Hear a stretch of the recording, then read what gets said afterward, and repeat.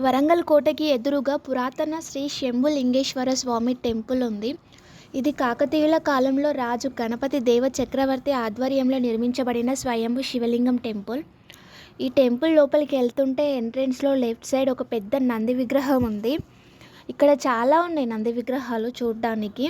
And వినాయకుడి విగ్రహాలు కూడా చాలానే ఉన్నాయి ఈ టెంపుల్లో. ఈ టెంపుల్కి ఒక పెద్ద చరిత్రనే ఉంది.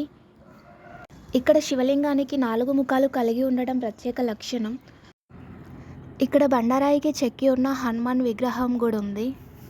నేను వెళ్ళినప్పుడు టెంపుల్ క్లోజ్ చేసి ఉంది. బయట నుంచే దర్శనం చేసుకున్నా.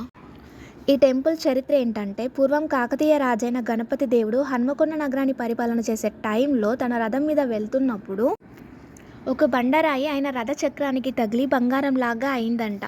రాజు అది గమనించకుండా వెళ్ళి తిరుగు ప్రయాణంలో కూడా అదే ప్లేస్లో ఆ రాయి తగిలి ఇంకో చక్రం కూడా బంగారంలా మారి ఆ రథం అక్కడే ఆగిపోయిందంట. ఆ రాజు ఎందుకు వెళ్ళట్లే ఆ రథం అని కిందికి దిగి తన ఖడ్గంతో ఆ రాయిని తాకగానే ఆ ఖడ్గం కూడా బంగారంలాగా అయిందంట. సో ఎందుకు ఇలా అవుతుందని చెప్పేసి అక్కడ తవ్వి చూస్తే అక్కడ నుంచి శివలింగం అనేది బయటపడింది.